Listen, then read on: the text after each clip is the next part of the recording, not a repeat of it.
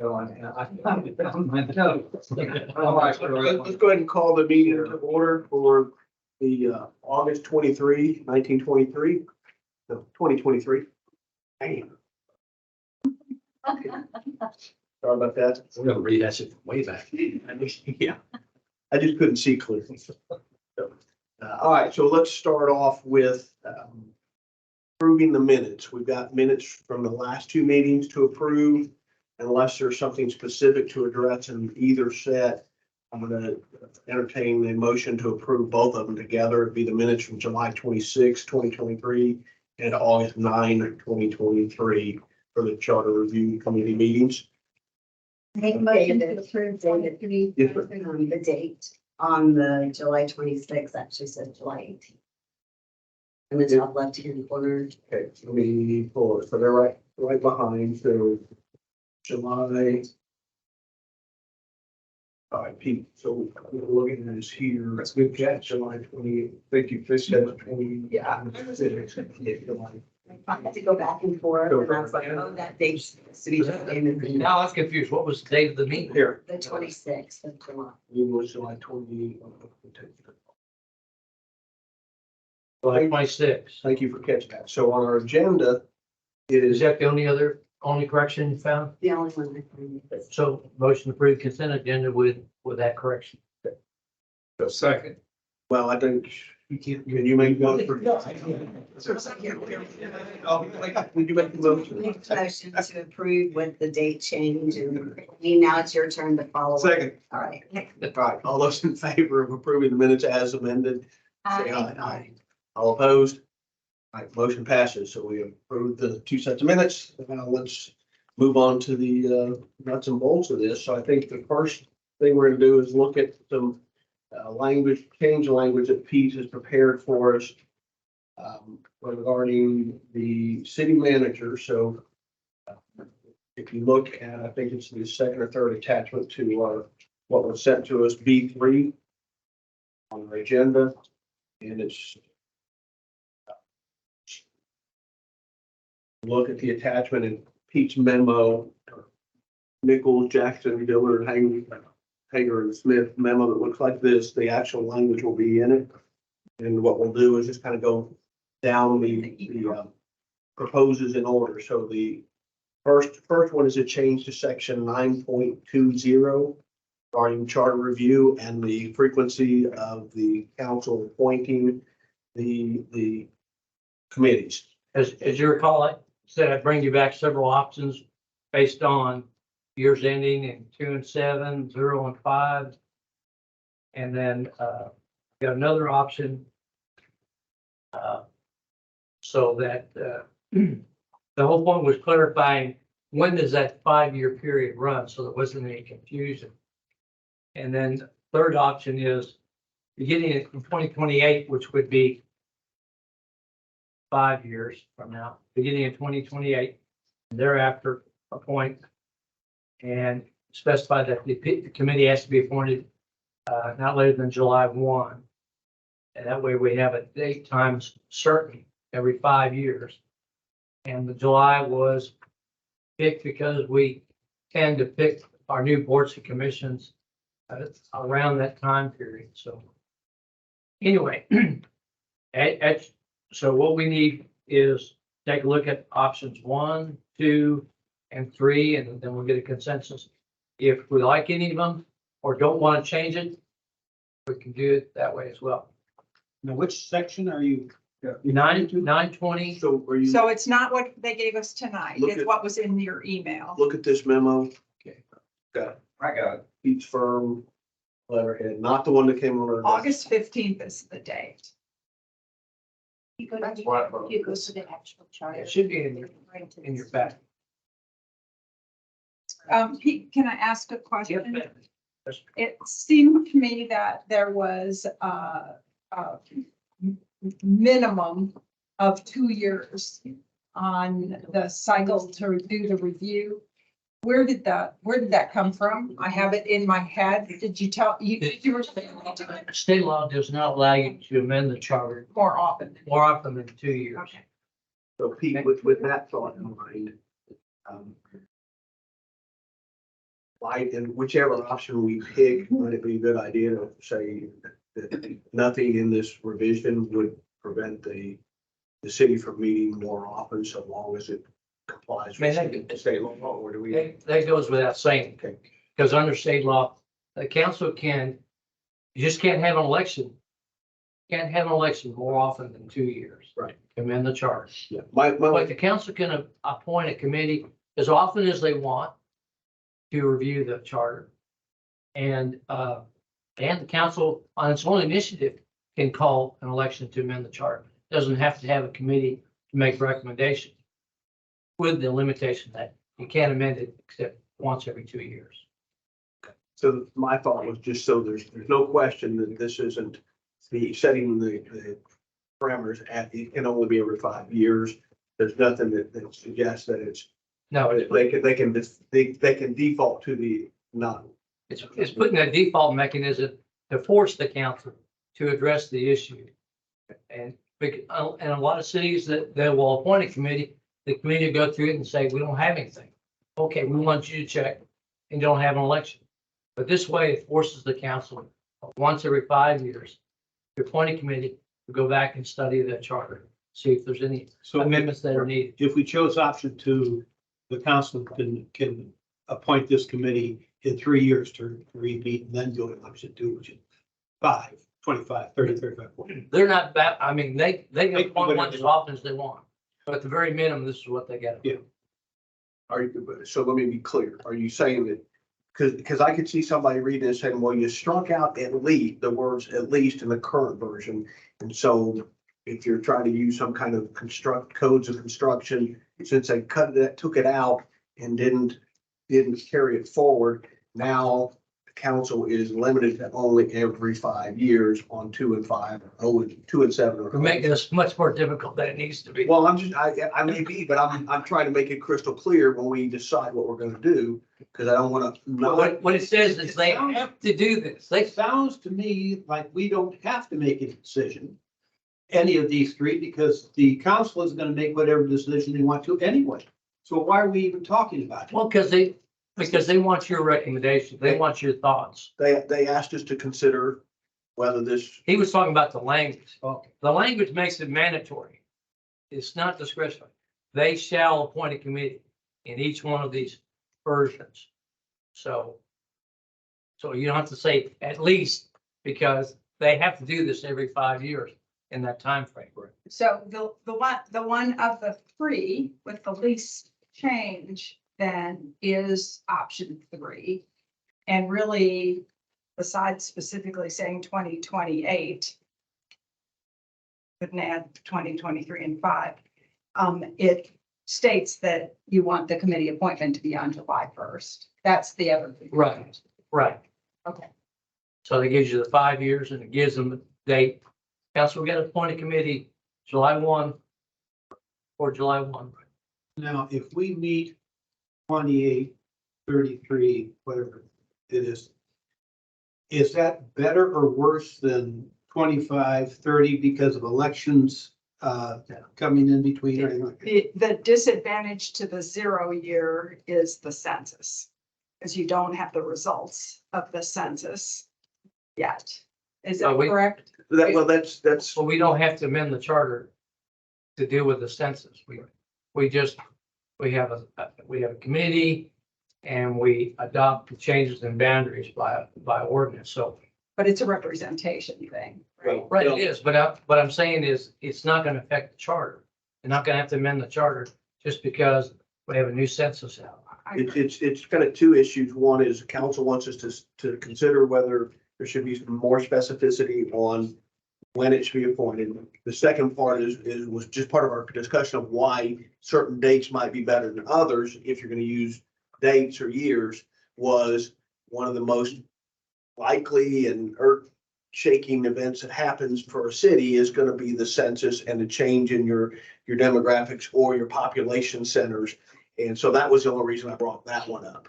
There may be some other really good things that could happen or bad things could happen that really would drive a charter review committee, but that was an easy example to pick out of why maybe 2 and 7 was better than 0 and 5, because we know that census comes out at the end of 01, even though it's finished in 00.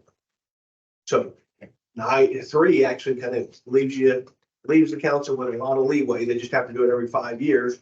And it kind of leaves in that at least language, so nobody can come back and say, no, this is hard stone. It's only every 5 years. So, And I think the original request came from our city manager, if I'm correct, and Nothing for me.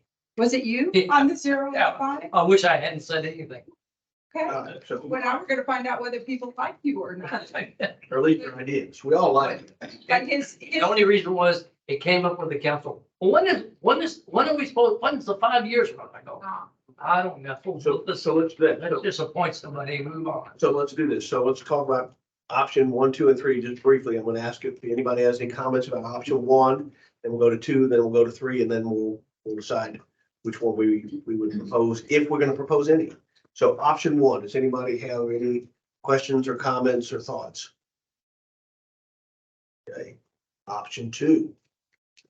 It's the one that goes back kind of the 0 and 5 years. Anybody have any thoughts on that one? I'm for 2. Okay, we'll do gotcha. That's right. Yep. And then option 3, this is the one that doesn't pin it to any 2 years. It leaves you the option of the council, but it's got to be at least every 5 years. So it doesn't pin them down at all on which 2 years, just as long as they do it every 5 years. So, yes, sir. And they would have, I think we have to remember from our last discussion that Ben suggested that it also gets this within a time frame of the infrastructure he's working with for major city docks. That's true. So, Pete, you did a wonderful job pulling in Ben's comments from last week on option 3. Well, so I actually like the 0 and 5, except for the census issue, but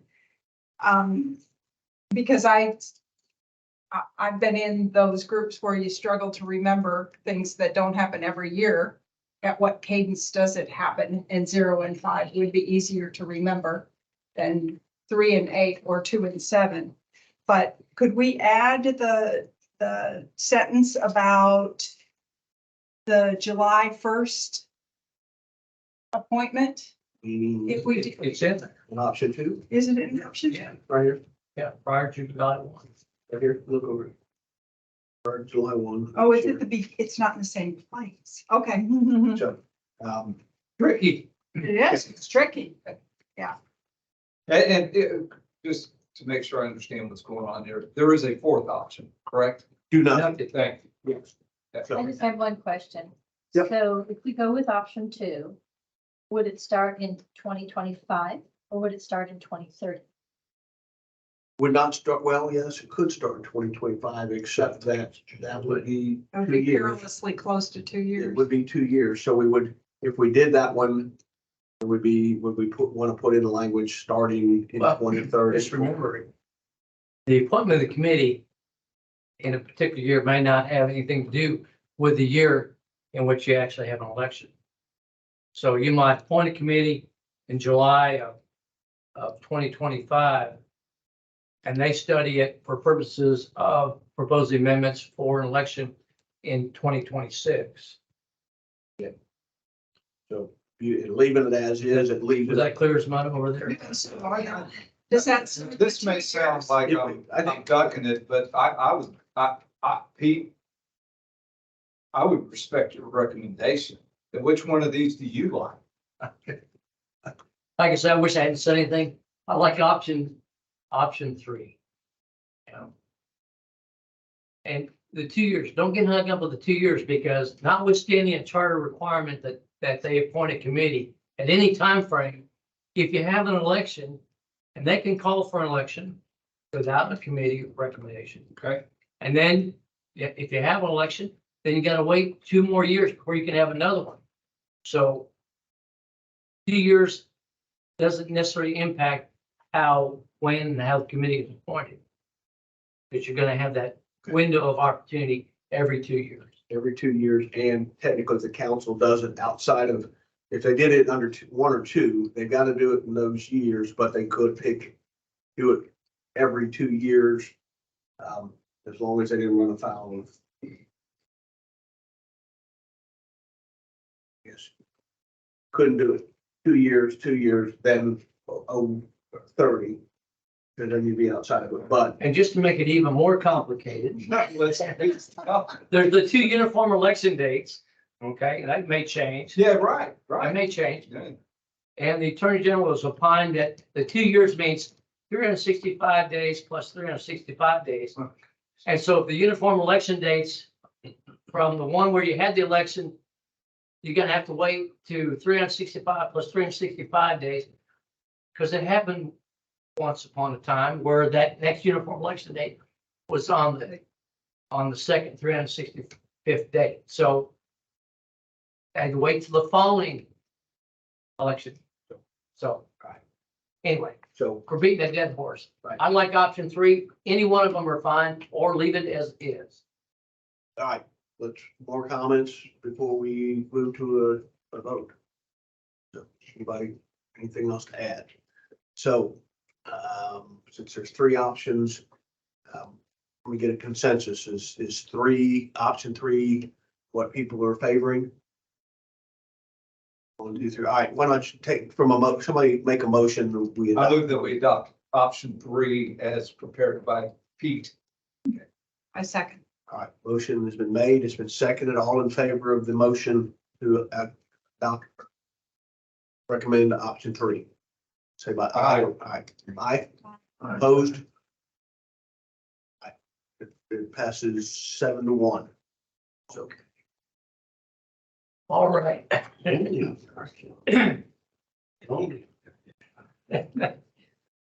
to stand. Okay, the next item is, it's not really a cleanup item, but it's an item I thought to bring to your attention.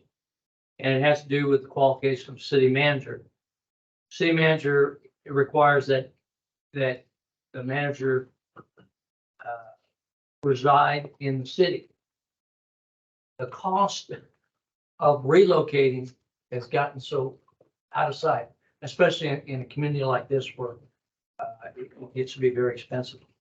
So one of the things I thought we could look at is whether or not we want to give the council the option of allowing the manager to reside outside the city, or to give the manager a certain period of time in which the manager must reside in the city. Because right now, need not be when appointed, but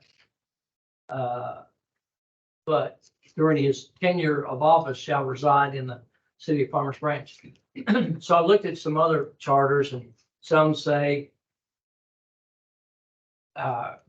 they don't have to reside in the city at the time they're appointed, and they have to reside in the city at some time as determined by the council. I found other charters that said that the manager could live outside the city with the permission of council. So, you know, if you live in the school district, you know, way it's set up, just go ahead. If a city manager were hired and he lived outside of the city limits, he would have to move into the city. Does the city pick up the cost of moving? The answer is, it's part of the negotiations of the employment agreement. Typically, they will pay some cost of moving, relocation, whether it's reimbursement, get 3 bids, reimbursed. Some will even pay for temporary housing. Depends. It's negotiated. Depends on the candidate, depends on the city, depends how much money they have. So would you, I'm gonna ask the question, you answer it if you want. Would you call this a cost of doing business for a city manager? It is, because most managers understand that when they go from one city to another, or then maybe they're the assistant moving to a manager position in another city, that they're gonna have to relocate. That's kind of a given. But the problem is, it's gotten so expensive, cost of living, inflation, and housing. And if you have a young manager with children, children in schools. And so if you live, in case, in Ben's example, I don't know, Ben, you're here. I stuck in. He's stuck in.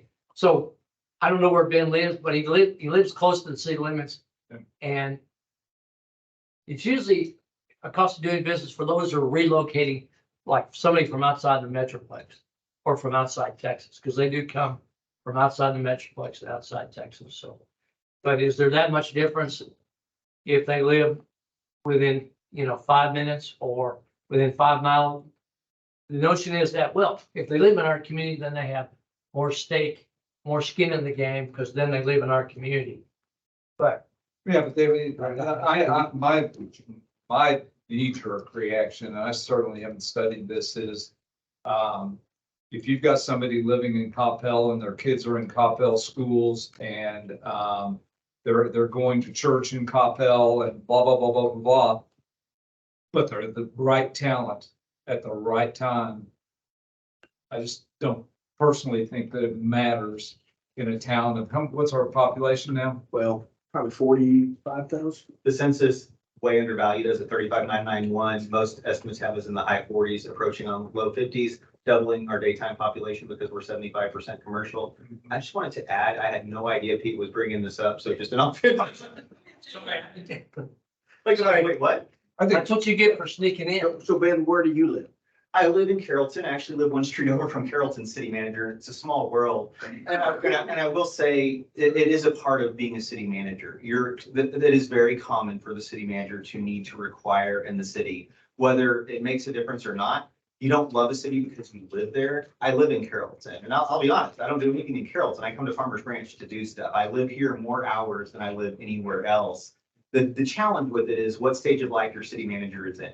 I have school-age children. My high school are sitting out there right now because we're going to soccer practice at 7 o'clock tonight. That's Hayden Wade. Bring them in. We need some wisdom. Hayden, come say hi real quick.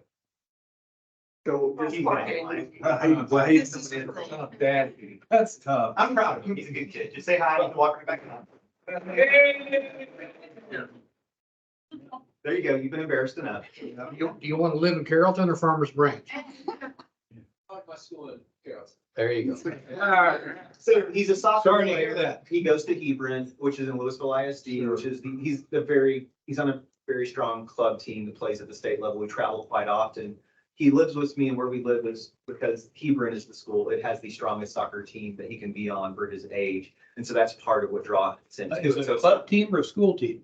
he's on the school team. He's also on the club team. So tonight the club team practices in Hollyville. So I'm driving a lot. And actually, because he's got a permit, he's driving me, which is fantastic.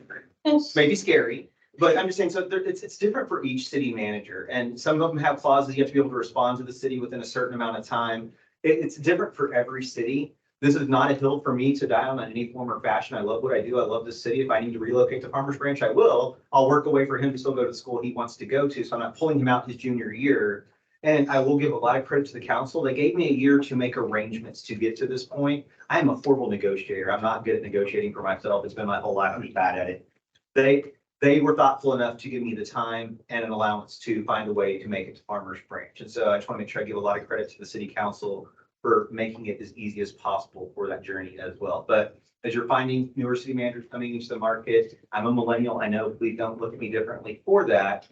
But it's one of those, you are seeing the trend in the marketplace, more value on work-life balance, more value on being in certain places. And you'll see this in the future as a challenge for city managers. But I will say, I'm comfortable with it. A future consideration, it may be something worth considering. I've already got arrangements to move to Farmers Branch. So Okay, so let's just say you chose not to. What does that mean? Termination? Well, he would not, he would not meet the qualifications on the charter to be the city manager. And right now, the charter Make it doesn't City even, manager 2.0 and go on with things? right now, the charter doesn't even give the council the discretion to say, okay, we'll give you a year to move it. Doesn't even say that. Which is one of the reasons why I'm trying to address this, because they should have flexibility, because no manager, unless they're living in the city at the time they're hired, is gonna be in that city by the time, they're appointed. Well, it's a fairly small population of folks that are qualified and available at a particular time. Well, I guess the question would be whether or not the performance would be different. So is Ben or any other city manager going to perform differently whether they're, you know, a resident of the city or not a resident of the city. So We I don't think it really eliminate matters. some applications because we say you need to move to town in Right, 12 that is to 18 correct. months.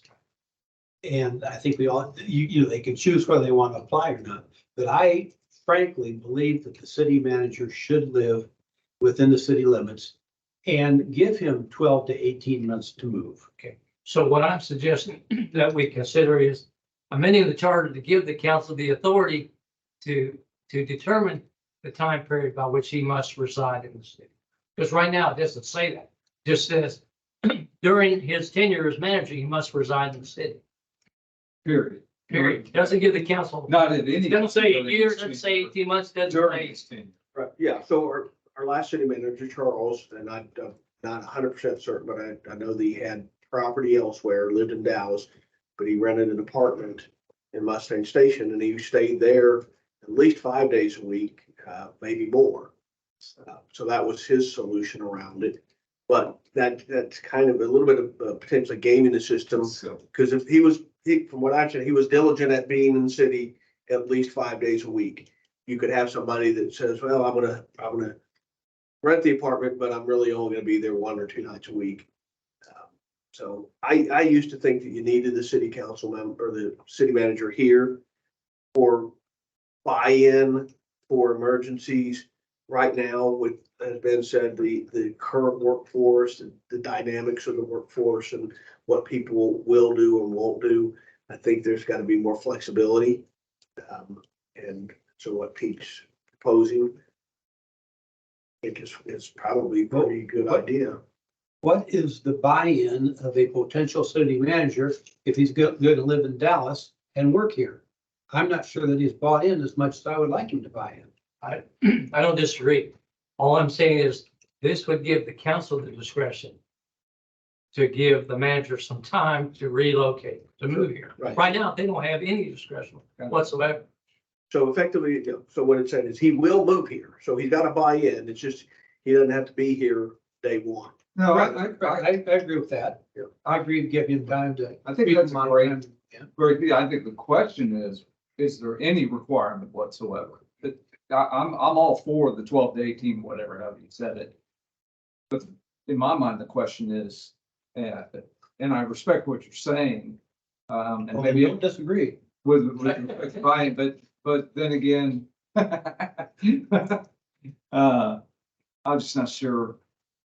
I'm just not sure that a person at that level running a town of 50 to 100,000, which is where we're going to be, right? Once all this east stuff takes off, needs that to do his job well. You could require that all dining and drinking be done within the city limits of Farmers Branch if you wanted to see them. Get him to move in. My opinion is it's a marriage. I wouldn't enter into a marriage if my spouse was interested in being away several days a week. It would be a commitment issue. And I think the city deserves that. The citizens deserve that. So Ben, let me ask you, from your vantage point, obviously you said yes to a 12-month Mhm. transition. So in your opinion, you probably feel that was fair. Absolutely. Okay. Larry, just so you. What I'm saying is, council didn't have that. That's just kind of let Larry, bring Larry up to speed. I'm sorry. So, Apologize. right, no problem. So we're talking about the proposed amendment where the city manager right now, charter, the city manager has to live in the city. The proposal is to give the city council a little leeway to give a new city manager time to find location and move in. So that's the discussion. we're also having. So Pete, what was your council, city council, when his contract was approved? That violated the city charter.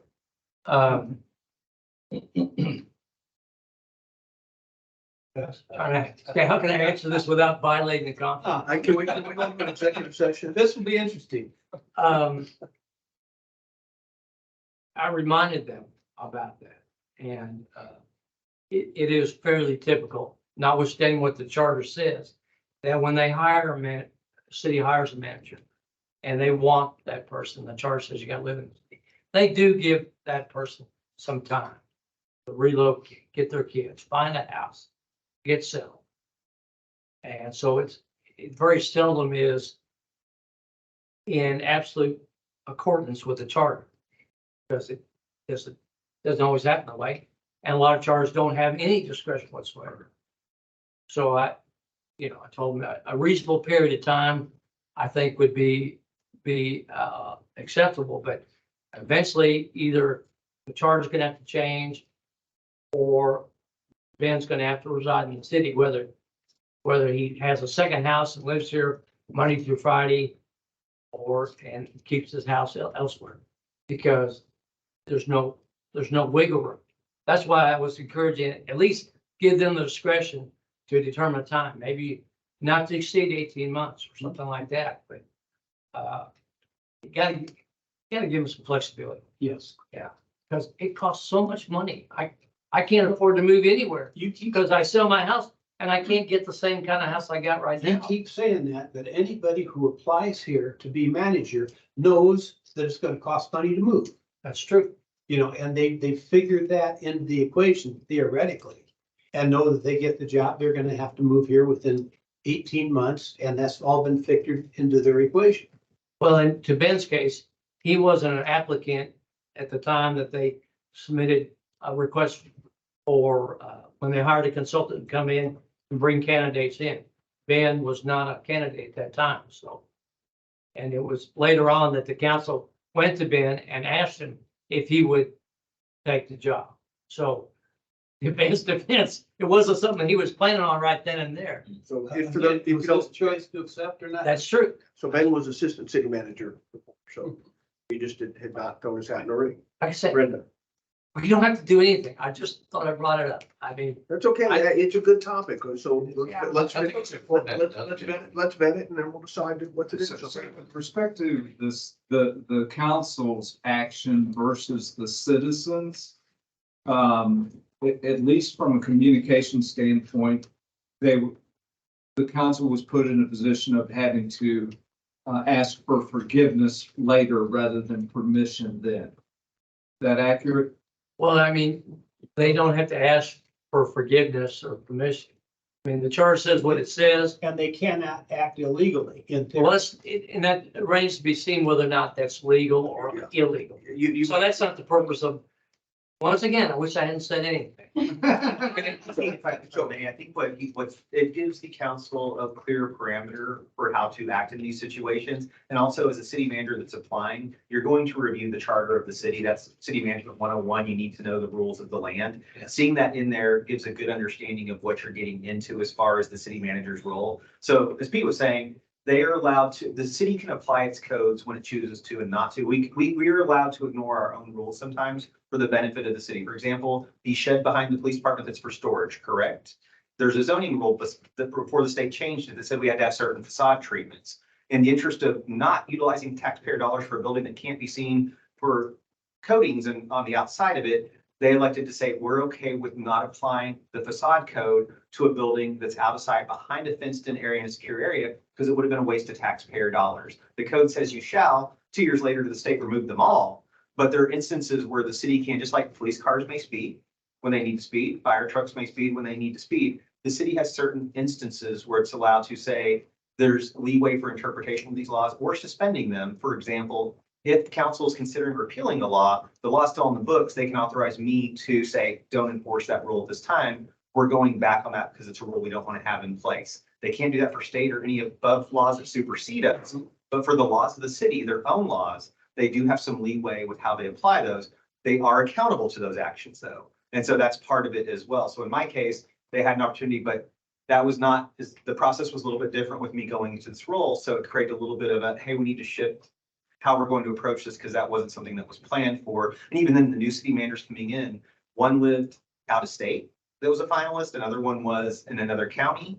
So it's all public information, so it's out there. But the one that came from out of state would have taken a while to get to Farmers Branch. And so that's part of the process is getting here. They may have something temporary, but to establish it. So this is making it a little bit easier and clearer for the council so they don't run into one of these situations where it's, well, how did they do that? They have the authority to. It's making it clearer with the authority, so it's easier for them as they're having these conversations. Well, hey, what are the standards? And that's the way I would look at it. What is your opinion? You are closer to the situation than anybody sitting at this room. What do you think is fair and equitable and reasonable? I think 12 months is great. I'll be honest with you, 12 months, you can move quickly. The only time I've seen an exception to living in the city that's pretty clear was South Lake because the cost of living there was so high, even as a city manager, you can't afford to live there. There's a couple cities that have similar alignments because it's just too expensive for a government employee to live there. But in this case, 12 months, Farmers Branch is affordable for a city manager to move here, live here, and be in the community as desired by the charter, the residences I'm hearing, and the council. So to me, 12 months gives plenty of time to make necessary adjustments, especially if you have an out-of-state, out-of-region manager coming in. And usually what I would do if I was city manager in that case, I would rent a place first, get a feel for the community to find out where my place is in that community and where I want to be with my family. But 12 months is more than enough. And I applaud the council for giving me that opportunity, despite not having clear guidance on it so far, but again, with Pete's help. So moved. Let me interject something. I think you want to consider this beyond Ben because Well, How long and, will you be here? and the next band is gonna say, I think 6 months is fine, or 2 years. We don't know what the next person's gonna say. So we really can't consider the next person because we don't know where they're coming from. So don't ask us to do that. I'm not asking you to do it. I'm just asking you to think about it. 12 months is fine for Ben, but 18 months might be better for someone who's coming from outside the state. Anyway, And what do if you want to do? we left it open, the council could use their judgment to establish how many months it was. Well, I mean, Right now, it is, the way Pete's proposing it is left open, which is probably, I think it's probably the best thing, so you don't plant a flagpole. It might end up being, I think anybody should be able to move in 12 months, but you just never know till you meet the person and But you leave it open, they may never move in. No, we're leaving it open for the council to determine the time. Okay. So it can be the so Ben got drafted, but he lived in Carrollton, Mhm. different from somebody that lives in Topeka or someplace else. And this is, Ben had read the charter, and so he knew what he was getting himself into. he did. So can I? The timeline would be clear for a city manager candidate to understand what the expectations are of that timing. So that is always, that does help clarify that part. So, yeah, Brenda. Is there any way we can give Ben an exception from it? And since he's right in Carrollton, can we just say, This isn't about Ben. Yeah, no, yeah, this is conceptual. This is giving the power to the council. Or until it's done. but the answer is no, because the charter right now says can live in the city. right, So- that's what I was thinking, if we could change that. So, That's what I'm asking you to consider. right, so, Right. and I want to back up to, because the comments or discussion about it being illegal.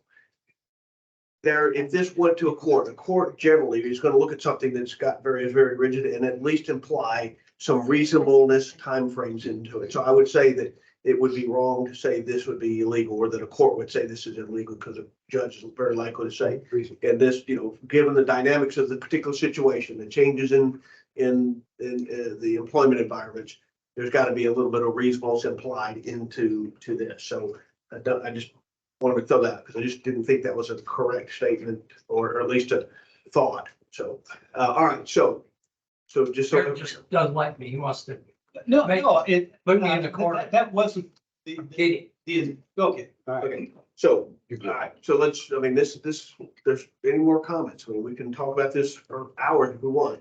No, please. There's a motion on the floor. I haven't heard it What yet, is the so. motion? All right, well, wait, let me expect. Does anybody else have a comment or a question before we? I agreed with what the city manager said, and I say, so moved. And that we follow the 12-month. So I hold your motion, because I like to let people have their say Sure. before we do it. So, Discussion. okay. So I understand. You want to make the motion when it comes time. So does anybody else have anything else to add before we entertain a motion? I once again want to go with the language drafted by Pete. All right. Anybody else? Just quickly, Yeah. when I read it, I was so adamant that city manager needed to live in the city. And then I reflected back on my own upbringing. I went to 6 schools. I moved my senior year because my dad was transferred. There was no option. Families are important.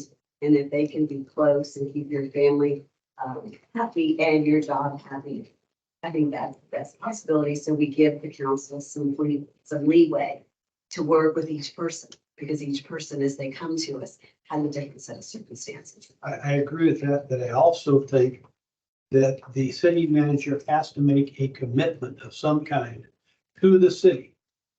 And living in Dallas or Farmers Branch, or not Farmers Branch, but Carrollton or anything like that, if they know that they're gonna need to move within the city within a certain period of time, then they can make their decision. Now, we may lose a lot of very, very good candidates that look, but at least people will know what the restrictions are under which they're taking the job. I would say, I kind of agree with you. The one thing, they should at some point live in the city. I think the city council should have discretion on some time frame to allow the person to make all the arrangements they need. Because you may need to hire somebody pretty quickly, and getting them here in 3 months or 6 months may be very difficult based on the individual circumstance. So I'd be perfectly fine with the city council having the authority, but I wouldn't want it to be, they can exempt somebody permanently from it, because that's the way it's written. I think it says, or may reside outside the city while in office with the approval of council. That part I'm not comfortable with. I think you have to have it here at some point on the process. So Do we need to zero in on that point, or you just want to leave it open for the city council? I think if you did a motion, you could, if you agree with the way I stated it, or if you like the way Pete stated it, you can do the motion either way. And if it doesn't pass, then maybe an alternate motion comes forward that does it differently. So does anybody else have to say or have anything to say? If not, we'll move to motion. And I was gonna say, if you use the first part of, if you cut it off where it says, or may reside outside, if you cut that off, you can use that language there, whether you put a time limit or not. All you do. Okay. All right. Kevin, I think you had your hand up. I was only gonna say, I think a limitation on that is appropriate. So I think everybody, if there's nothing else, we entertain a motion.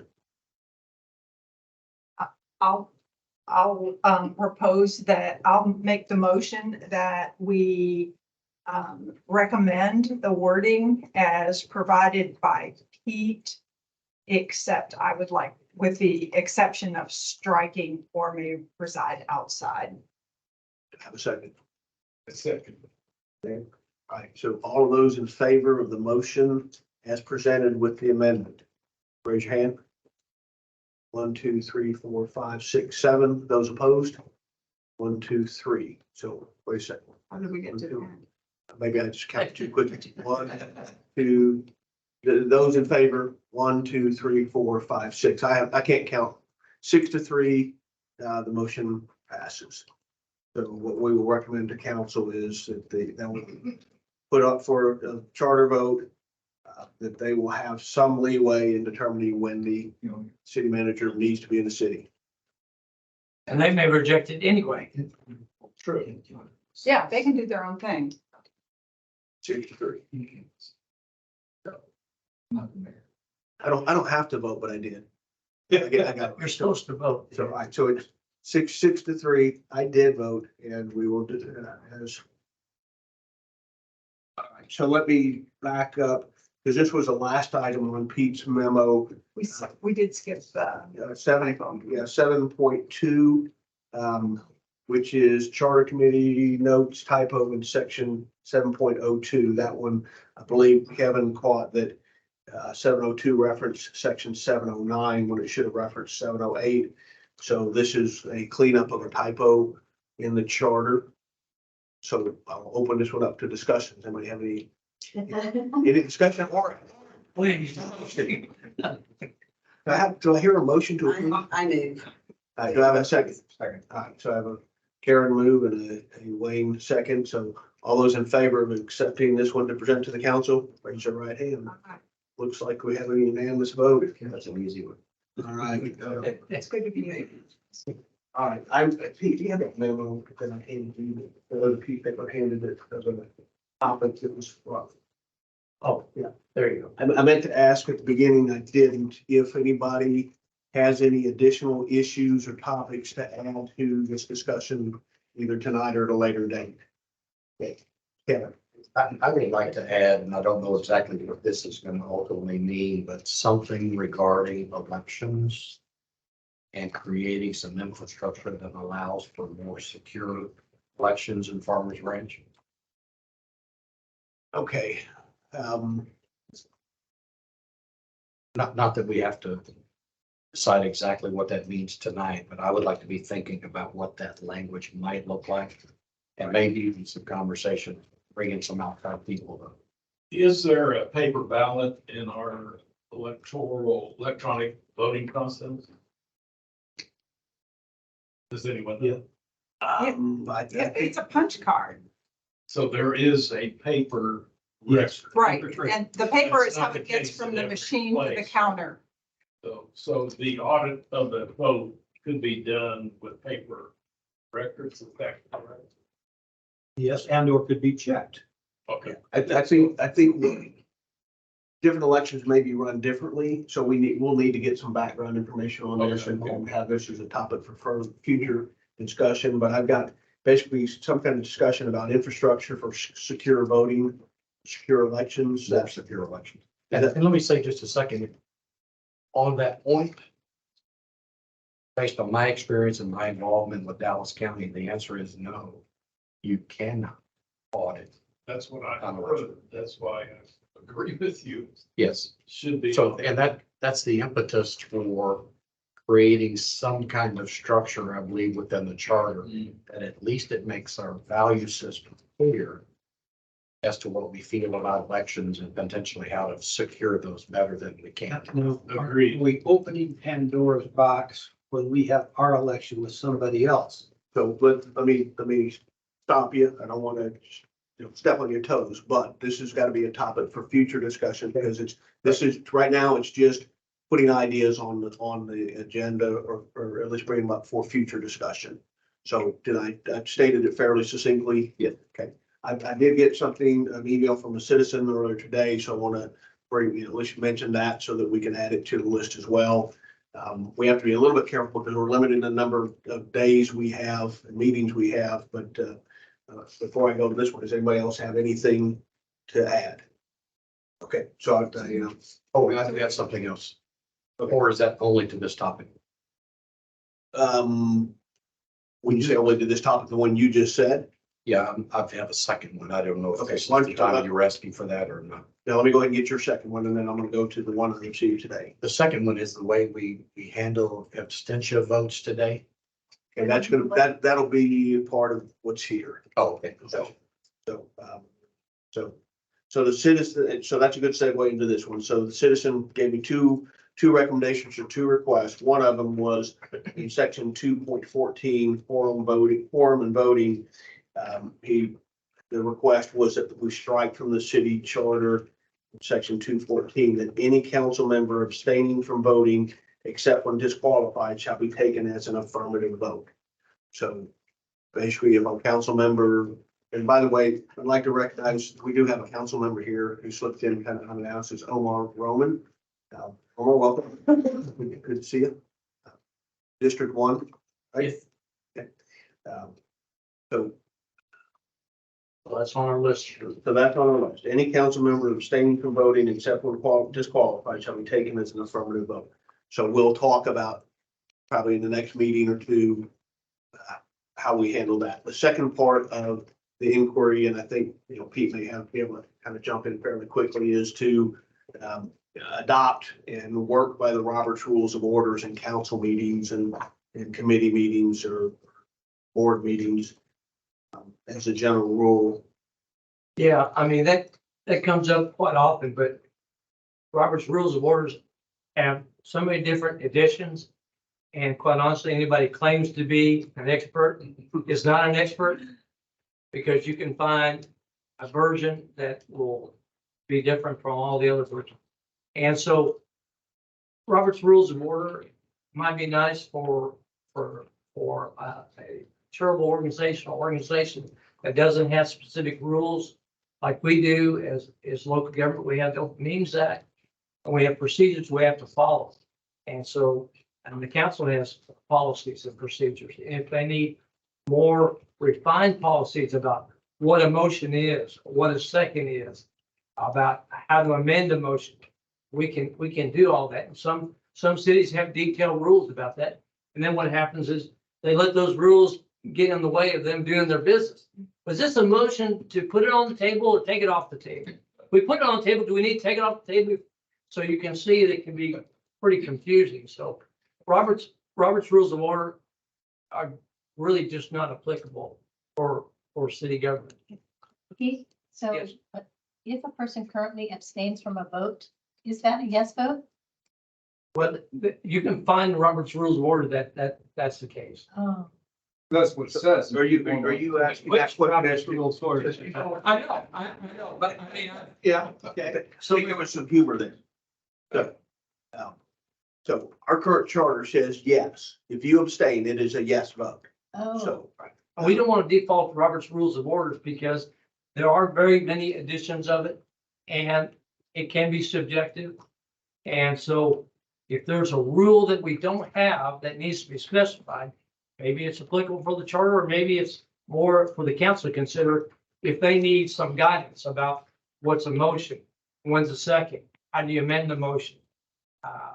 And I serve as the parliamentarian, and the thing is, you don't want your rules to get in the way of you doing your business. So Right. everybody understand the motion? Okay, let's vote, cast your vote. So All right, so Pete, I'm gonna kind of leave this one off if between now and the next meeting, you come across something or you provide something that helps clarify this a little bit, or if there's a way to somehow work something in, would you bring it to our attention, share the city secretary? So that we're not, because I just don't want to dismiss something outright. right, Okay, I got you. all right. So we had Kevin's and then we had the citizen proposal on the extension. And then asked to, it wasn't articulated very well, but I think it's in line with some of the state rules and I wrote down somewhere on, since these property values have skyrocketed, the revenues for the city have skyrocketed. Our tax bills are really high and the budget just keeps increasing. And so I know the state has talked about a no new taxes rate as well as if you're like a certain. There's a voter approval rate, there's a no new revenue tax rate. Right. So it would be effectively what I'm understanding is a discussion in the next meeting or two about should the city be required to come to the citizens to raise the tax rate beyond a certain point, like a no new tax plus 3% or no new tax rate, which is I think it's a new concept in the latest legislative session, plus a 3% or plus a 5%. And then built into that is a protection is if your city has a lot of new construction or there's a lot of inflation, there is a built-in vehicle for some addition to the tax rate or the revenue rate to account for in high inflation or a lot of growth and development in the city. So I'll try to get a better grasp of what was being proposed and try to have it submitted for the next council or next meeting that we have. So other than that, do we have any additional new items before I go back to where we were?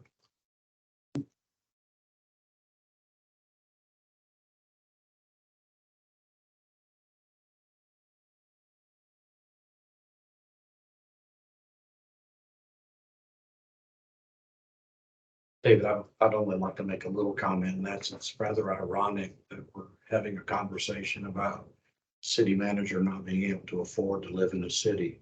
But that we need a city manager to help deal with that issue. So I just want to go on the record. That should be a priority item. All right, so let me go back to the Pete's memo real quick, see if we got everything covered there. No, this next one right here. Legislation? We had finance director here. Okay, oh, good point. So Backing up to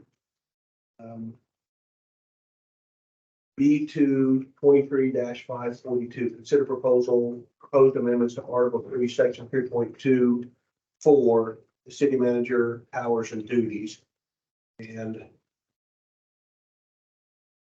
proposed language, Peter, It's not mine. It's mine. where It's, It was in the emailed packet.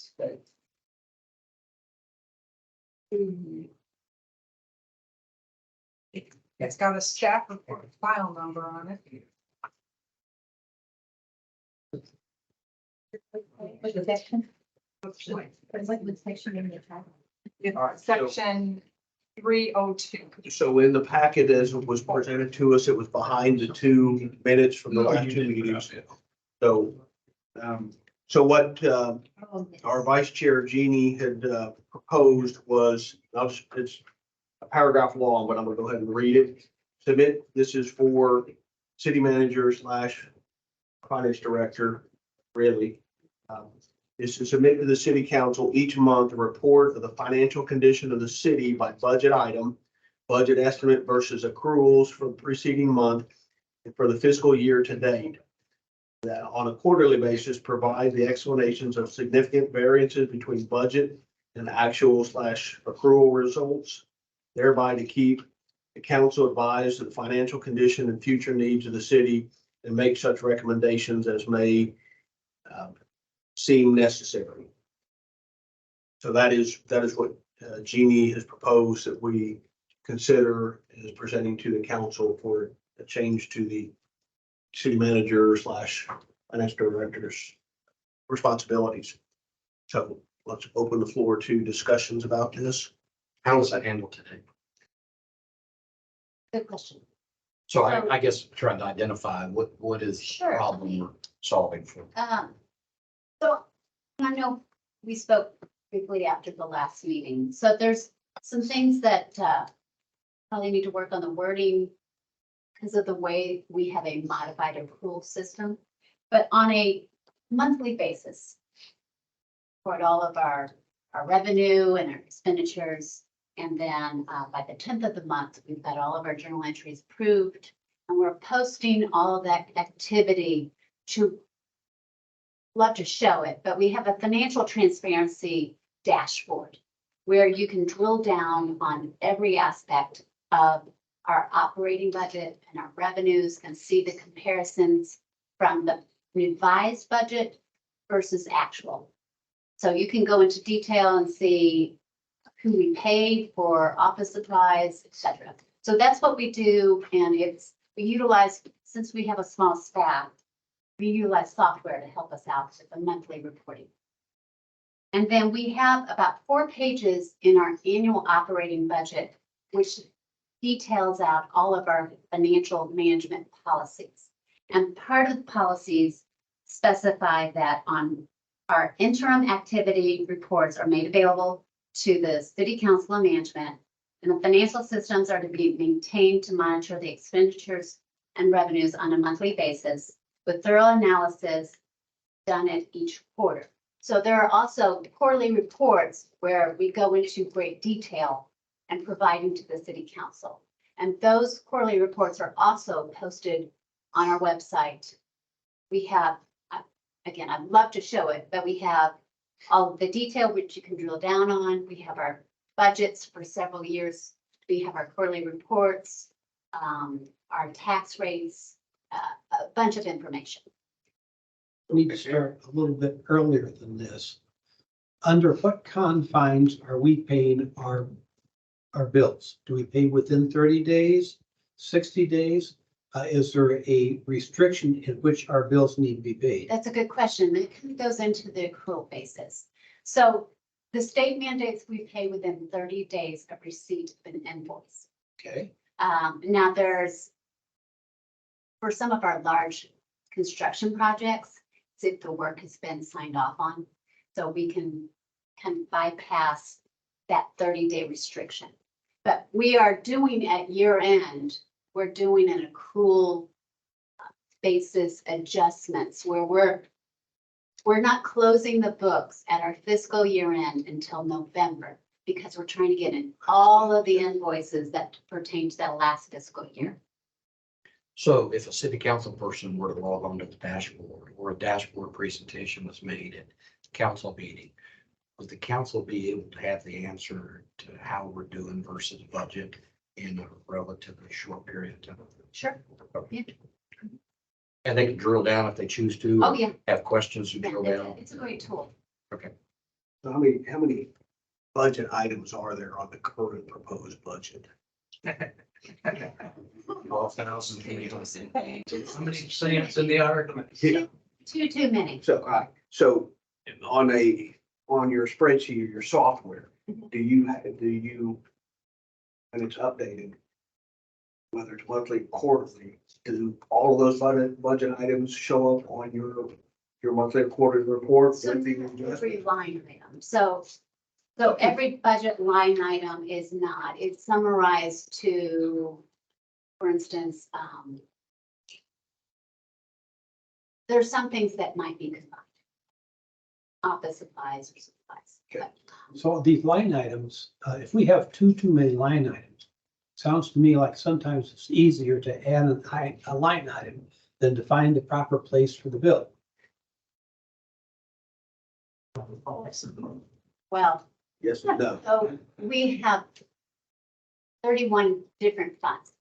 We have fund accounting, so we are restricted in some of the usage of the different funds. So, for instance, let me explain our special revenue funds. We've got donations where we have to be very specific in what we are allowed to spend out of those donations. Or we have grant funding where we have to set up a line item for a federal grant or a state grant and then match that expenditure. So we have a lot of line items, but we were going to summarize because it can take forever for you to be able to dig through all the details. But you can drill down and Unfortunately, get I out the understand. detail. Unfortunately. So you do the monthly, quarterly under what authority or what direction? Is it more of a guide, kind of a recommended time frame, or is there some rule that it's been handed down to you So either by? every municipality has different policies that they put into place, their financial policies. We do specify what our policies are on an annual basis that it's adopted and approved by the city council. So policies are easy to change, along with procedures. But what I'm hearing, and Jamie, please jump in, is that they're relatively close to what you're looking for? Yeah, Tammy, I think if we modified this I agree with you. to say that you, when it's ready, you send them a link, or a link will be ready. There's no reason they can't go to the website to see it instead of having a piece of paper. I'm totally in support of that. And I'm, whatever, if actual / accrual is not accurate, let's just change it to what your monthly accounting practices are, so that this is accurately reflecting. So you're talking about number 4 there, which says keep council advised of the financial condition and future needs of the city and make such recommendation as may seem desirable. So rather than talk about revising that long paragraph, you have, what is it? So that's what we currently have in the charter, is this language. So this would be the new. What I'm saying is, rather than talk about whittling down your proposal, what is it that we need to add to 3024? Now, back to Kevin's question. I'm not sure. What are you solving for? Shane? Yeah, I'm not sure I got the answer to that. I don't know that it's a problem, Kevin. I'm preventing a problem. I would like it to be specified that the financial information be provided on a monthly basis. And it sounds like it's being done. It's just not required by the charter. So I really would like the language to adapt to what's being done, because what's being done, I think addresses the concern. But the way it is now, if a city manager wasn't well tuned into the finances, they could tell the council everything's okay. And the council's not necessarily seeing anything to contradict that. I want them to have access to the information, and you're providing it. Let's just document it that way.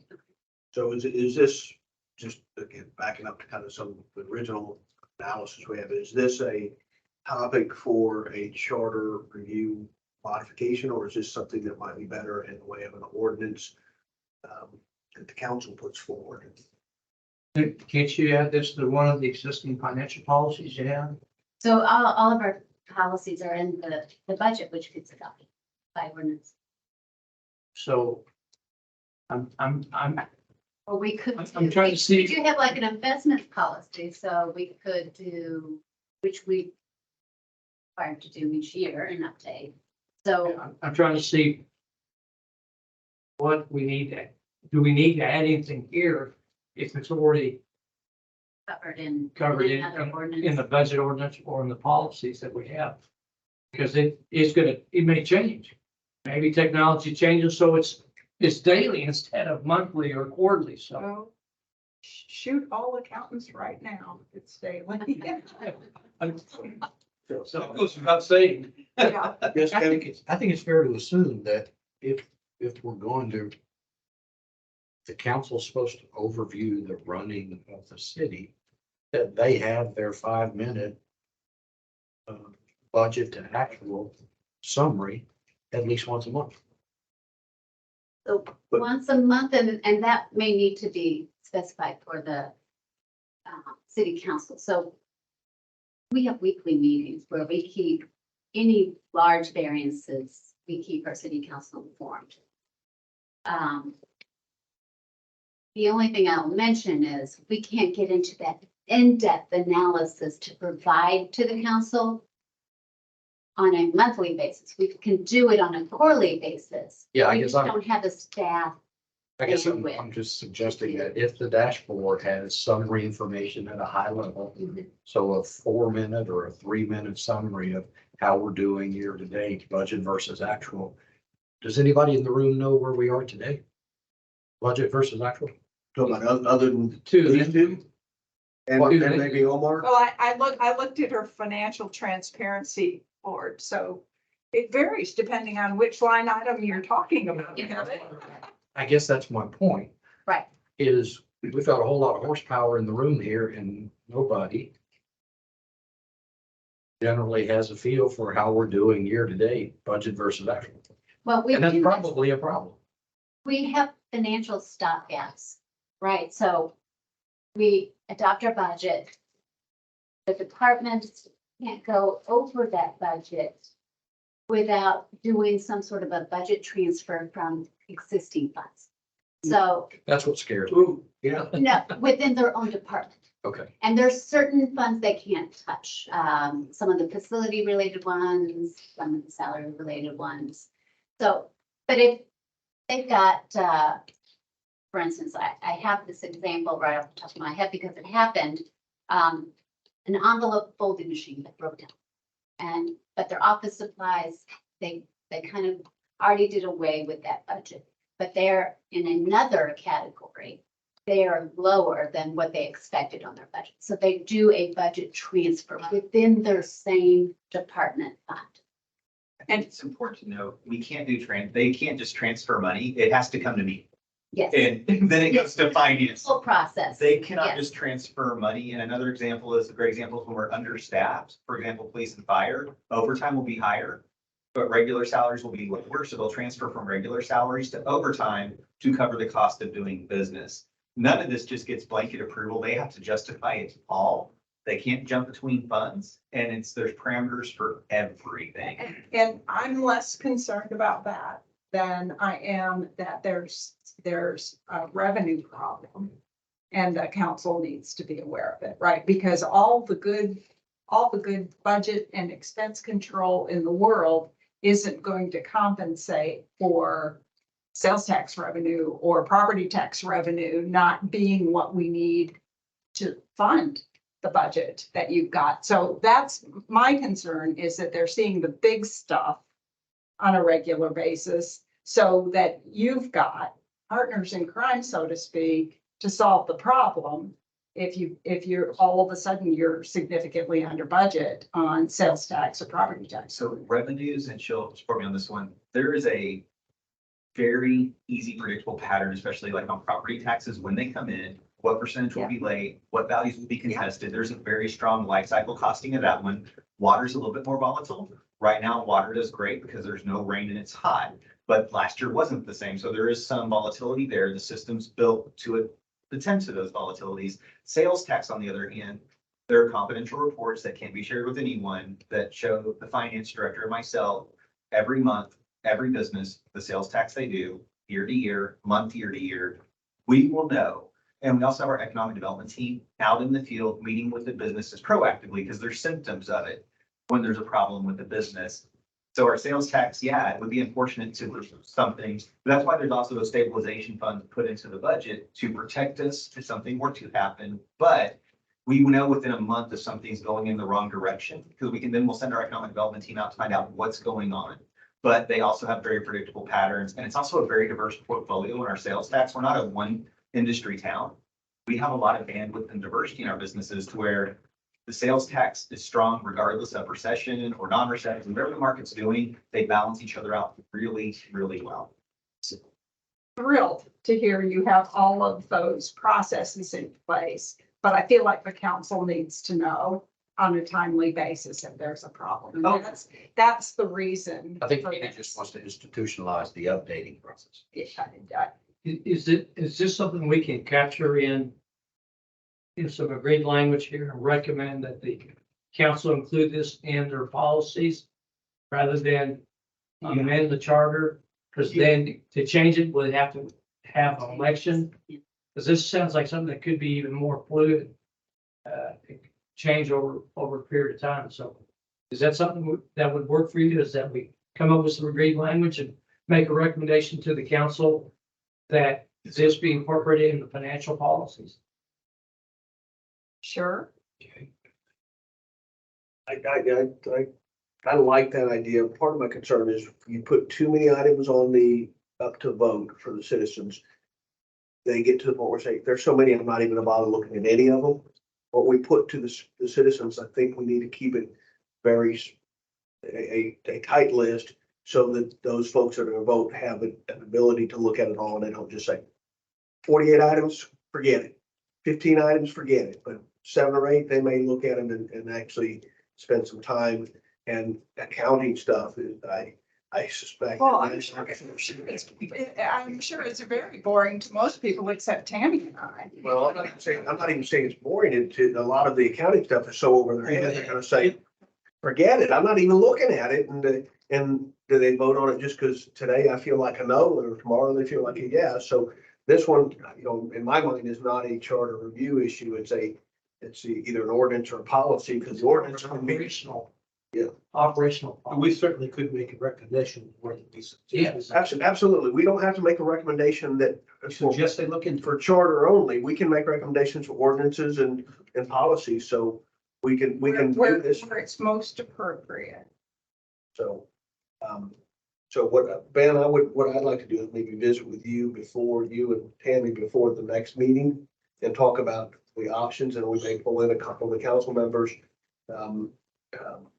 and get some input there. So if you guys are game on that, everybody here is okay with that, and if somebody wants to participate in that discussion, so it's not just me, just send me an email or let me know, and I'll pull you into the circle.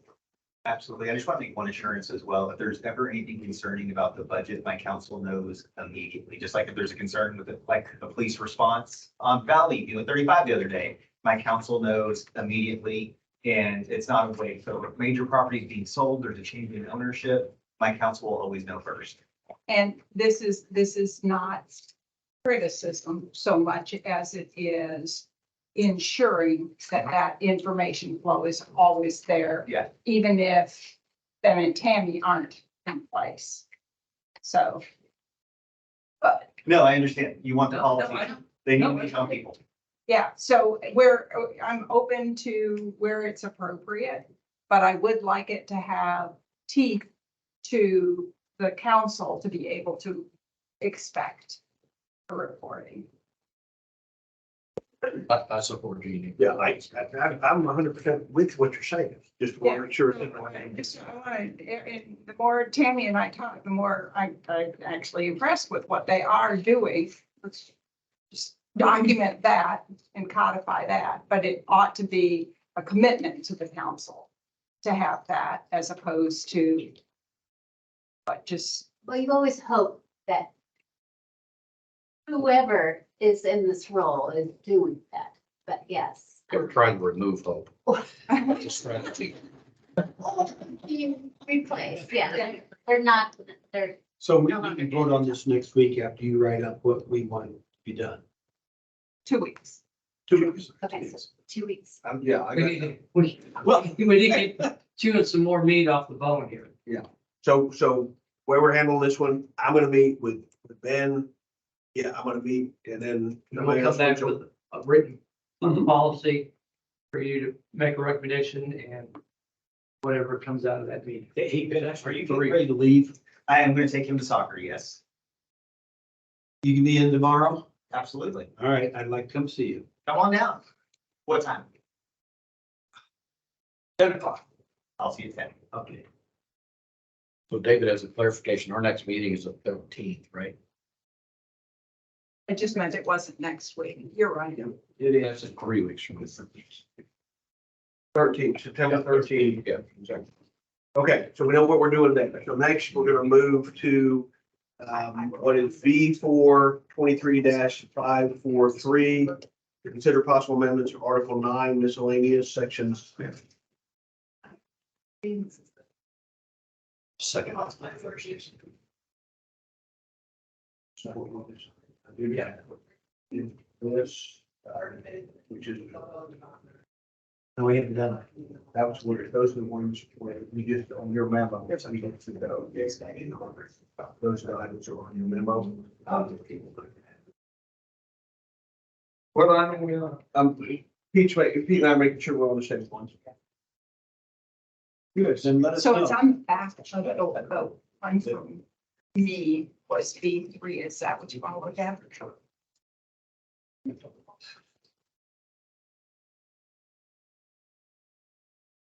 That one is not, Articles 3, 7, 3, 7, and 9. Okay, notice was. I think that was this, wasn't it? Yes, with what we just talked about. Yeah.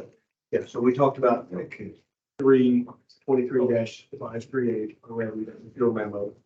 So the next one is 23-543. Consider possible amendments to Article 9, which is miscellaneous provisions and specifically sections 9.17 for incompetency, 9.18 for official misconduct, and 9.19 for indemnification of officials, employees, and then Article 10 for recall. So that there's a specific section in the material provided for us. And I believe there was some discussion in the last meeting about, most specifically was about recalls. So I believe that's kind of why this came in. This is where we segued after we decided we didn't want to do drug testing. Correct. Yeah. Put some more teeth in here to, Right. So be this, able to do. so What do we really? yeah, so this one is kind of wide open. It doesn't have a whole lot of definition, so I just kind of ask. I thought you all wanted to talk about recall. Yeah. This week. Well, Let, yes, I think that's what it was, but it was on, following the discussion on drug testing. Right. So the idea was, well, we don't want to do that and open up Pandora's box, but we want to make sure we have plenty of, language to cover recall. Or necessities.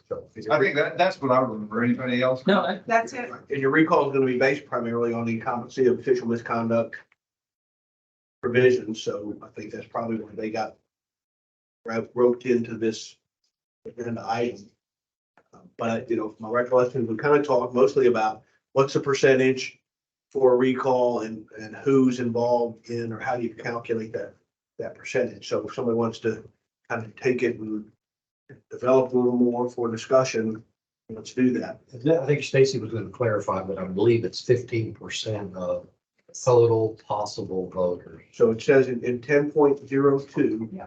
That at least 15% of the qualified voters eligible to vote for the office, which is the subject of said petition on the day of the last regular municipal election. Number of qualified voters shall be determined from the list of qualified voters maintained by the designated authority of Dallas County. So whatever last election. So right now, if we're going to do a recall, since we've got a guinea pig here, Councilman Roman, if we were going to do a recall on Councilman Roman, whatever the official voting roll was on the last election would determine the number of eligible voters. And we would take 15% of that, and somebody would have to go out and select in the appropriate form and numbers 15% of those. And that would be from that district. From that district. At that time that he was elected, That's right. since we got all these districts changing. That is absolutely correct. Yes. So whether he's in D45 or D12, we go back to D45. Whatever these. Got you. Whatever, it Yeah. doesn't matter. And when I originally, An example, I'm not, when I originally brought that up, my sense was 15% is a relatively high hurdle. Well, And- yes. And who is going to be authorized to go out and collect these signatures? Anybody? Anybody can do it. You just have to follow the specific terms set forth in 10.03, the form of the petition, and then the manner in which somebody that's signing that, how they sign it and what specific information they have to put is enunciated very clearly in the chart. So if there's 1,000 potential voters in Omar's district, you'd have to go get at least 150 of those individuals from that subset to sign a petition. of the district at the time he was elected, since we had changing districts. Correct. That's all. And this is not 15% of the voters, it's 15% of the people in the district. No, it's a 15% of the total potential votes. Qualified voters. It's 15% of the voters To that district, No, first, Qualified. no, qualified to vote. yeah, it's a high hurdle. Whoa.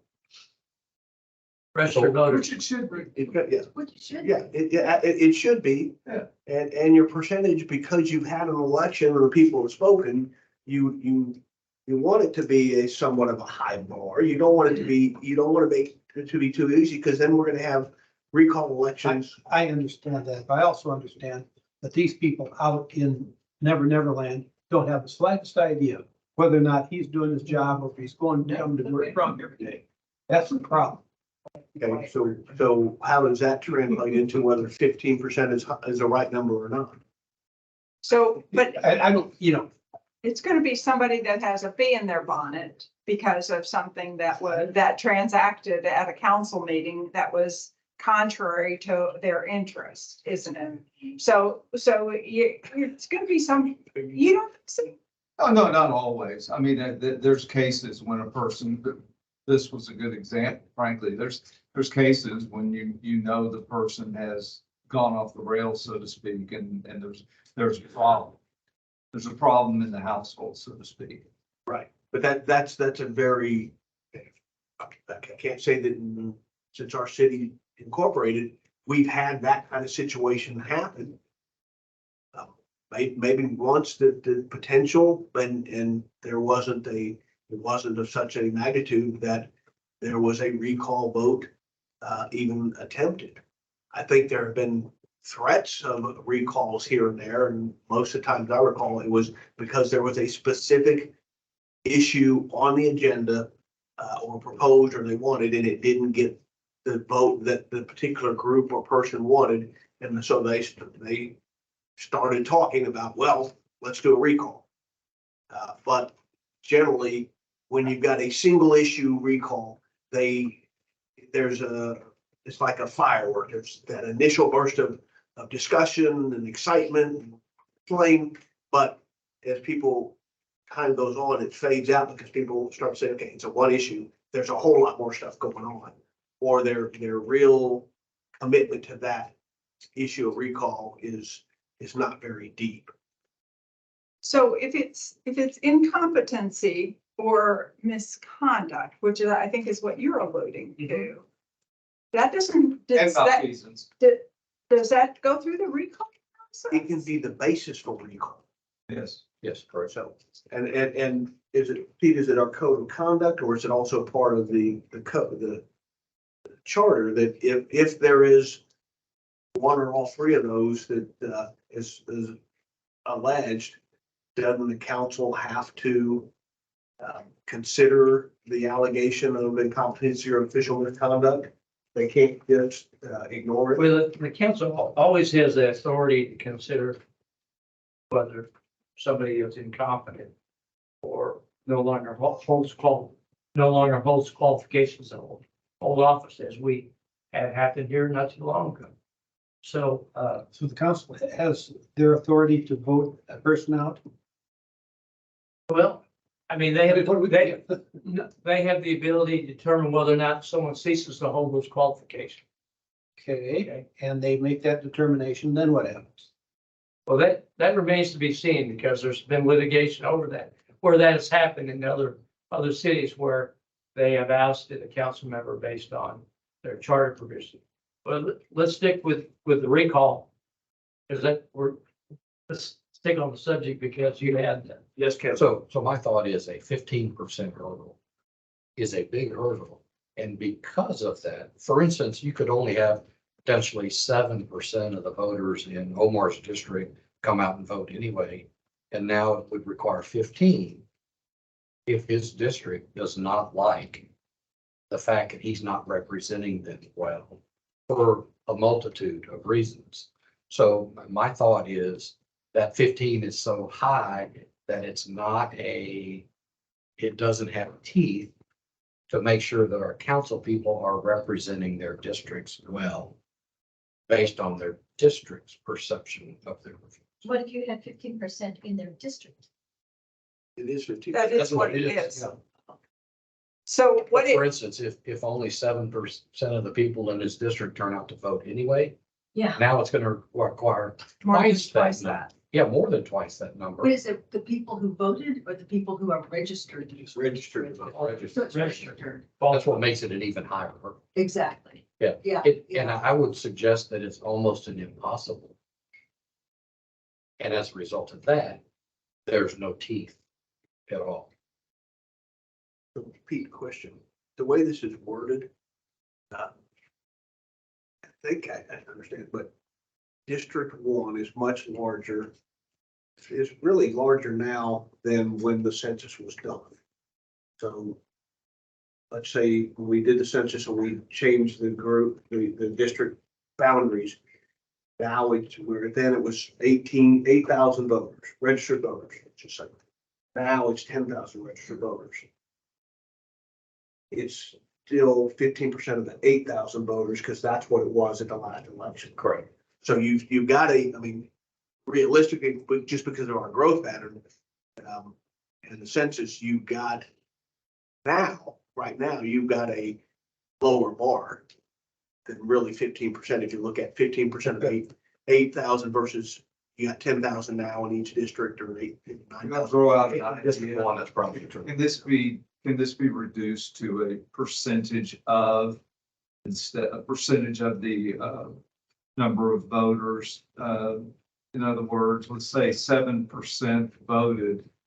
We look for 51% of the percent that voted. Let me give you an example where that could. You want to either use eligible voters or those who voted in that last election. Yeah, the number who did. In other words, just to boil it down to numbers, let's just say that 1,000 people voted. Well, let's be And if you realistic, because did- the last vote was 600 or 700, so if you said But you, I 50%. can't do the math with 6 or 700 as quickly as I can with a town. Use round number, go ahead, I get it. Okay, but I'm, and this is just an idea. It may be a really bad idea, but so you did, you had 1,000 people vote. And to recall, right now, to recall, and that's 7%, just for fun. So to meet the recall hurdle, we have to get to 3,000, is that right? Okay, It's 22 or something. something like that. Can't we reduce this to a formula that says something like 51% of the percentage of voters that voted? Yes. I don't think, there's probably nothing that says we can't.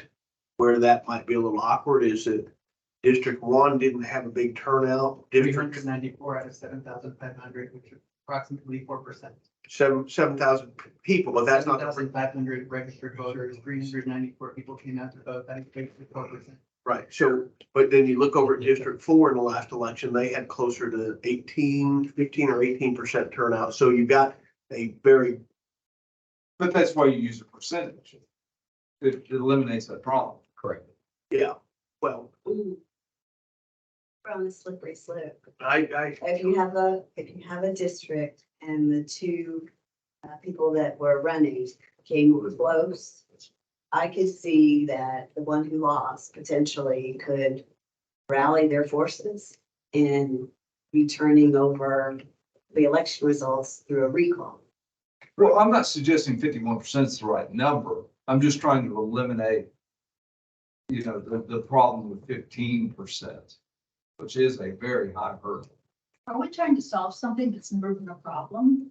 so we had, when's the last, Pete, do you remember in your time frame a recall election as opposed to a special election because of somebody did not meet the qualifications? We haven't had one in 10, 15 years. Right. The core, if it's corollary or comparable, was the referendum only to put something on a ballot. If we had two, am I using the right term? Is it referendum or what's the other one? Initiative referendum. So it was referendums. It was something was voted on by the council and there was enough uproar in the city that they were able to get 15% of the registered voters in the entire city to get something put up for a vote. It was a library, the $30 million or $20 million bond or special use funds for the library. That one sparked enough deep interest in the city that they were able to collect more than enough petition signatures. And that was 3 years ago, maybe at the most. And I believe back in about 2007, 2006, council, when the anti-illegal immigration ordinance was put in place, the same thing, voter initiative came forward and they got those figures, put that on the ballot for 2007. Is that 15%? No, it's 10%. The initiative is 10%. It was 10 back then. Well, it's still 10. Was the library 10% as well? So is it currently, are you looking at the initiative right there? Yeah. Which one is it? Yeah, Initiative is 10%, so 1102. so that number hasn't changed, so it would have been 10%, rather than the 15%, so not a true comparable, but it's a similar effectively a similar process. You gotta go out and collect enough signatures. So why don't we lower it to 10%? Or that we could, right? I think we could go back and look, I think it was at 10%, 2 charter review committees before. Oh, And it was up from 10% to 15%, but I think we need to probably have staff confirm that it was 10% and it was changed to 15% in the last 10 years. That's my understanding of the case. So we would be making a proposal to undo what we had already, a former group already proposed and the citizens voted on. So Aaron, would you make a note to get that information for us to see if it would previously been 10 and up to 15? I think the standard was the same those people eligible to vote in that particular district, or if it's a mayoral issue, it's the entire city. Are you looking, Pete? Yeah, I'm looking for. At the 2018 stuff, and it's, that section is in here, but it's just about procedures. I'll have to go back because I think I was on that charter review committee and they have that paperwork still that I could look at. I believe that section 1102, at one point that was 5%, that was raised to 10%. We're talking about recall right now. Yeah. Hey, can I, So, to your point a minute ago, why is this a problem that we're trying to solve for? I think around the discussion where this came out was extending terms. So if we're going to extend terms, it'd be nice to have some type of facility to be able to pull somebody out of their position. It really grew If- out of if the the- drug testing conversation. And what we said is, well, Go ahead. we didn't want a drug test, but if there was really a performance problem, we wanted to be sure there was teeth in here to address a performance problem. And that's where we got off on this topic. And if we're satisfied that 15% could be raised, but I hear what you're saying on the 10. 10's obviously doable, so I think maybe That would be my recommendation. we look back and see. That, So Councilman Rowan, how many registered voters are in District 1? 70. 7,000, 7,000. about 7,500. So basically you'd have to get 1,100 signatures out of 7,500. So you're, I mean, to me, that's not, if you're going to do Twice the number of people that voted. that, yes, but you're trying to undo an election. People had the opportunity to vote. They elected not to, which is, that's kind of in a way, you're casting your vote of no vote. But so I just think it needs, It needs to be a high bar. it's gotta be a high bar. If you're gonna kick somebody out of that, you need to work really hard and you need to convince enough people that it needs to be done. You need to be a good salesperson to say, Exactly. that should be done. And if you have, 90% of people you talk to don't have the slightest idea. 95% of the people that you would knock on the door, say, I want to get rid of him. They have no idea who he is, let alone why you want to get rid of him. Well, you're a good salesman, I'll sign it. Right. That's the that's right. slippery slope. Right. So that's, and I think that's part of why it was at 15 is so you don't get somebody that's easily persuaded, that doesn't, there are a lot of people that will say, okay, I'll sign it, and they have no clue what they're signing. Yes. They don't want to say no. They have the problem of saying no to somebody that asks for something. And so, I don't think we've changed. I think it's been 15 for recall. Okay, all along. I've gone back looking through, unless I missed something, but I don't. all right, 09. Well, 15. yeah, I would not have been on, it would have been after 13. That, I think it would have happened. So, but. So is it something that we? I've got a question, Counselor. Yes. Is there a reason why we define incompetency, we define official misconduct, but we don't define malfeasance? Yeah, so with I have no idea. Yes.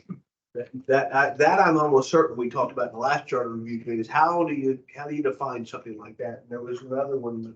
I mean, you can look it up in your funkin' waggles. How We must define it or pull it out. Yeah, I'd say define them. Yeah, I think it ought to be defined. So Based on what I remembered the definition being 2 weeks ago and can't remember tonight. And is it a malfeasance or is it a malfeasance, a misfeasance, or a non-feasance? Let's just call it feasance. So would everybody be okay with this? We come back to the next meeting, see if there's been any changes on the percentage. And let's just say in the last 20 years.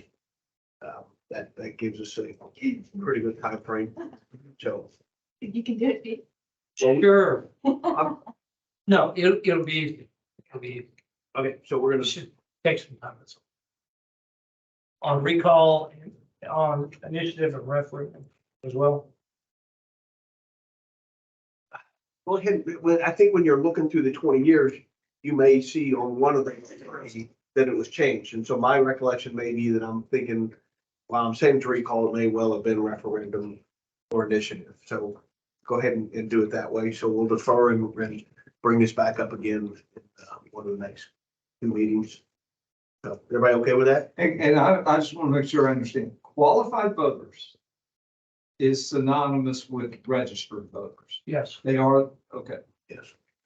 It's not so. Sure. Not necessarily, just because you're registered doesn't make you qualified. Well, yeah, it's true. It just. Qualified to vote. Qualified to vote. Qualified to. Yeah. You're my- registered, yeah. you're qualified to. Qualified to vote means you're of the age and you're a citizen, but you also have to be registered. Okay?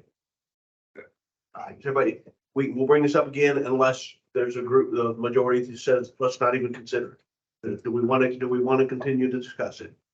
Everybody wants to continue to discuss it, raise your right hand.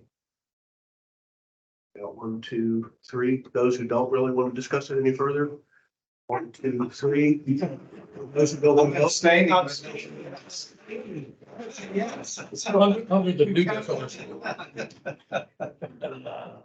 We could tell by the way you phrased the call for the vote, what your vote was gonna be. So, that was a push. We had 3, 3, and 2. So we're gonna get the information and we'll talk about it again. Okay, briefly. Briefly. All right, so do we need to talk about, it? Somebody believe there's a reason we should talk about incompetency, misconduct, and A definition of malfeasance, I think, does make sense. Either let's define it or pull it out. Is it cited in here? Yes. Yeah, that's a cause for recall. Where do you see it? under, 10.01, it reads qualified voters, qualified voters of the city eligible to vote, recall on grounds of incompetency, misconduct, or malfeasance in office. Okay. At least needs to say as used herein. Why isn't malfeasance a subset of misconduct? Let me pull up my dictionary and I'll tell you. The definition would allocate it correctly. Well, unlawful behavior, is malfeasance gonna be unlawful behavior? My definition says wrongdoing, especially by a public official. so there, you got duties and obligations under your charter, ordinances, codes of conduct. So it's basically violating one of those. Malfeasance could be not doing what you're supposed to do, which Correct, creates another. correct. So you want me to look out there and see if anybody's defined malfeasance and what they are, bring them back to you? I don't know. I had no. I'm curious now. You've I'm got. not even sure. What? Wrongdoing or I think so. misconduct, especially If we by a can't public define- official. If we can't define what the hurdle is, then let's remove it. Well, and I think you just take it out of 10.01 and maybe add it as a subpoint 9.18. But it does seem like incompetency and misconduct are defined and then malfeasance is left to your imagination. Yeah, it's weird, isn't it? Yeah. Wherever it is, it's a definition. If I may read you from, Merriam-Webster, wrongdoing or misconduct, especially by a public official. It's that simple. So that does sound a whole lot like misconduct. Yeah, so let me ask this, while they are defined, the two of them are defined, the third one is not, but it's a fairly, I mean, you can go to Merriam-Webster, you can look in a lot of different places, you're gonna get a very similar definition. If again, what I add or thought is that what we ought to be mindful of is not having too many things for the citizens to vote on. Is this a big enough issue to put in on a charter? No. No, No. I hadn't focused on that frankly at all. I think it's a legitimate little pickup, but it's not, it's like, Yeah. is it material enough to do? So, with that in mind, do we want to consider anything more on the definitions, incompetency, misconduct, malfeasance? Are we good? Is everybody in favor of just letting this part go and we're not going to make any recommendations to council? Everybody in favor, raise your right hand. Looks like we're unanimous there. So we are going to at least look back at percentages and if and when it was changed and maybe discuss that a little more. So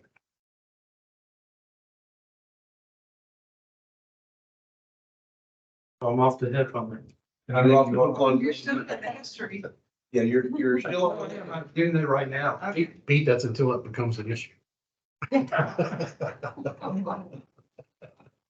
love Webster. Let's see, 544 is all Pete's cleaned up. 5.4, which Pete, you, That's your thing. that is your one today.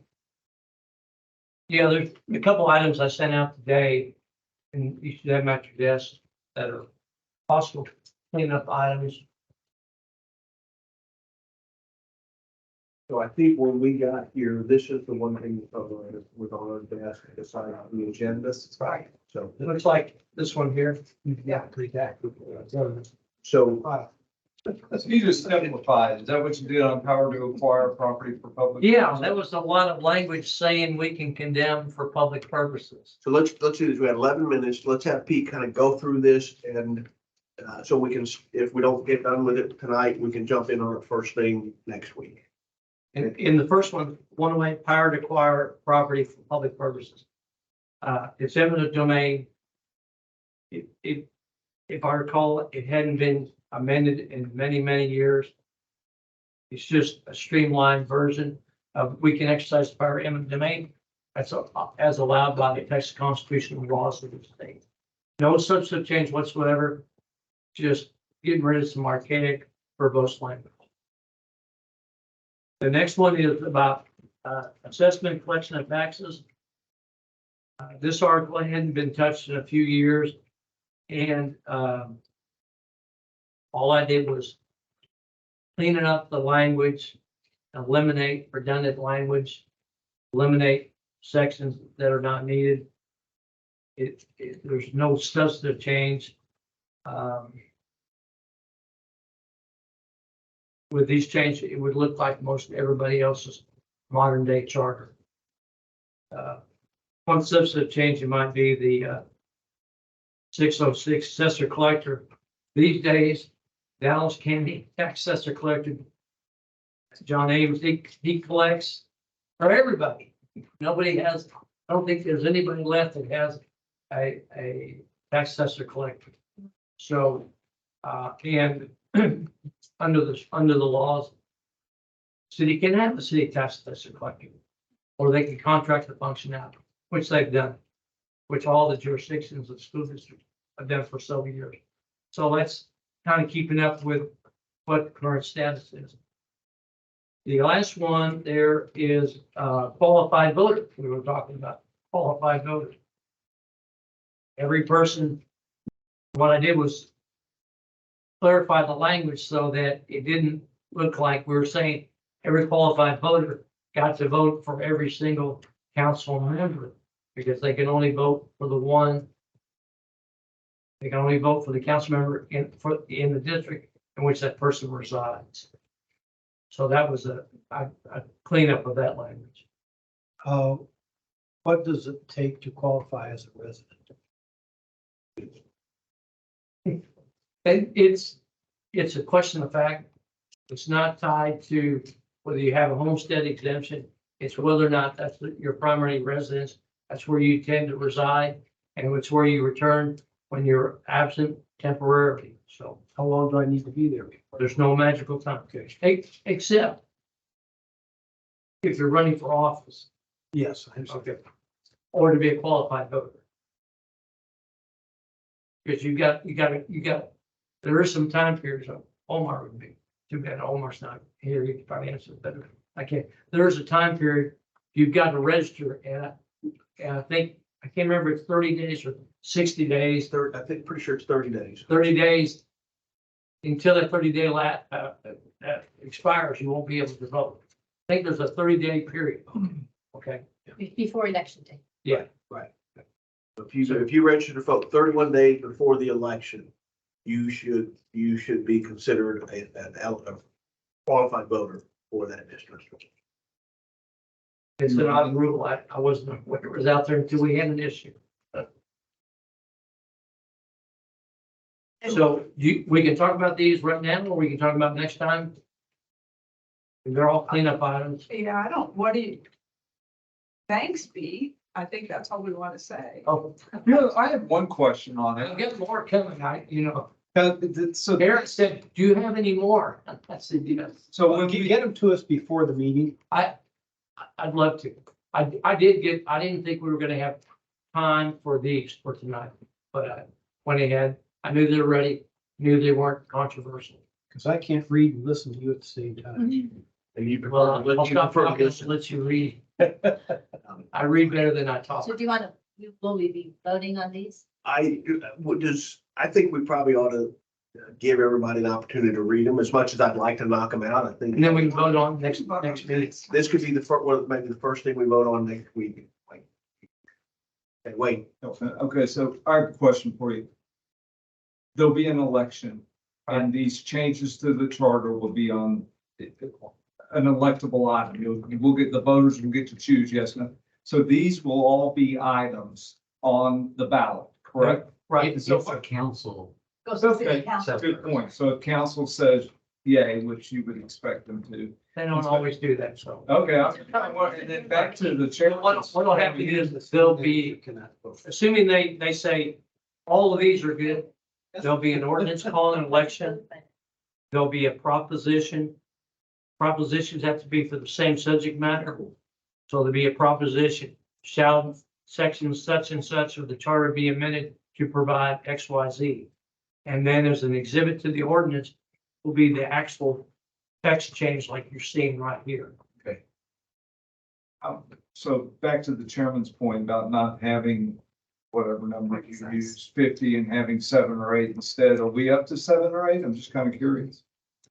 We No. know, if assuming. I'll tell you next week or next meeting. I'll tell you kind of what we, what I'll do is I'll start off the next meeting after we approve the minutes and open the floor for new issues.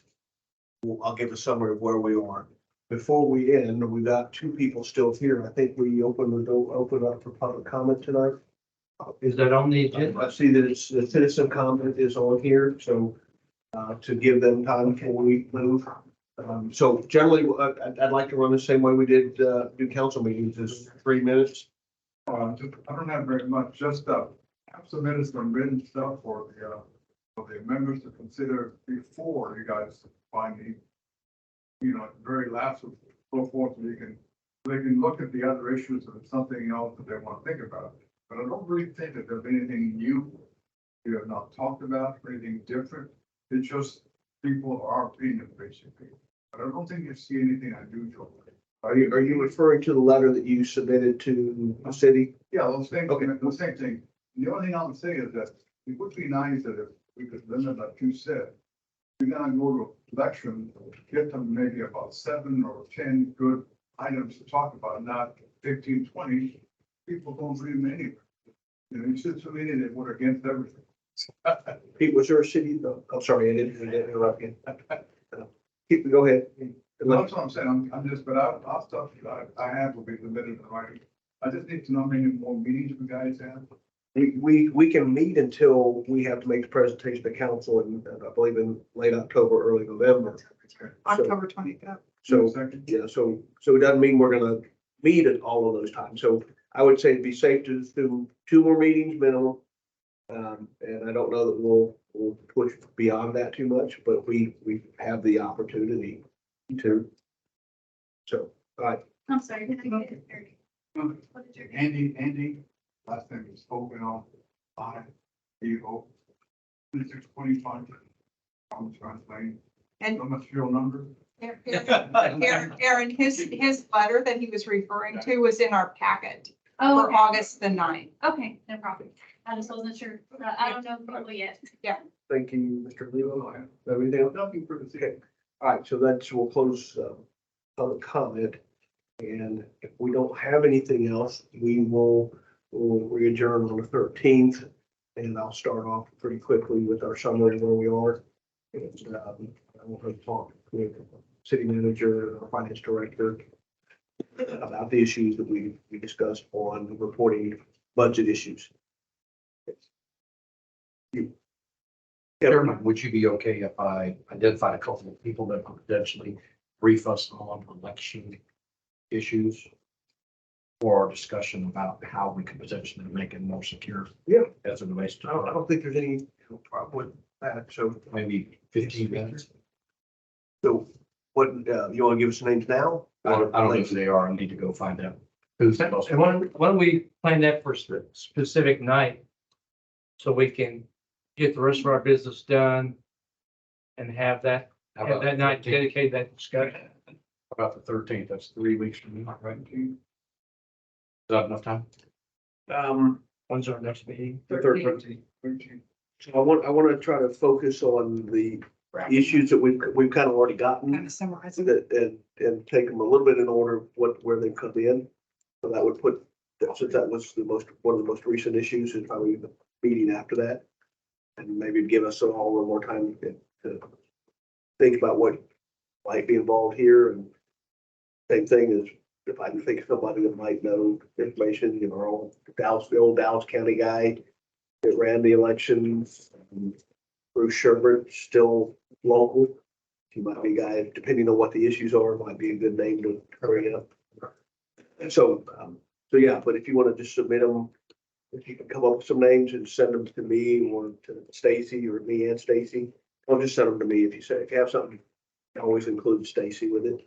Stacy or Are you Pete. saying that you might have a night outside of the Wednesday night where we? No, we're locked into Wednesday. Do a presentation on it? So if it's the one beyond the 13th, 27th. 26th, I think. Make it Monday night. No, you're right. That'd be the 27th. To be like probably 27th. And so Okay. what we would do is on the 27th, we'd have probably part of the agenda discussion, election integrity, and can we bring in outside people to? I mean, if that's something the committee wants to do, I think we probably need to figure out what's the purpose of that. So see what you got, and let's talk with Pete. Yeah, I mean, Let me know and I'll set up the discussion. what's the issue? What are we trying, what's the, as you would say, what's the problem we're trying to solve? Oh, we addressed that earlier. It's to create the infrastructure for potentially more secure elections as it relates to Farmers Branch. Okay. That's kind of broad. I'm not the gatekeeper, so. So what I'm gonna ask you to do is just try to put some more meat on the bone, and maybe whether it's a conversation with me initially, or me and Pete, me and Stacy, just so we hone it in a little more, because that's just so amorphous that we could spend a lot of time just trying to figure out what exactly it is we want to address, and then we're going 2 meetings, 3 meetings, 4 meetings in on that. Fair enough, I'll do that. If I may, isn't the point to assure that the city of Farmers Branch always uses the state-of-the-art election process with respect to voter integrity? No, because that's potentially the issue that we need to discuss. Is state of the art doesn't mean secure. Okay. And part of it may be driven by, of course, if we contract with the county, which is what we typically do, the county may not have adequate infrastructure in place. So, fair. All right. So with that, I don't think we need to move to adjourn. We're adjourned. There you go. So Robert, rules of order, everyone applies. I just want to make sure. Eric, will you turn off our rabbit, please? Last. Written down. That's not a rabbit, that's an owl. No, it's Technical.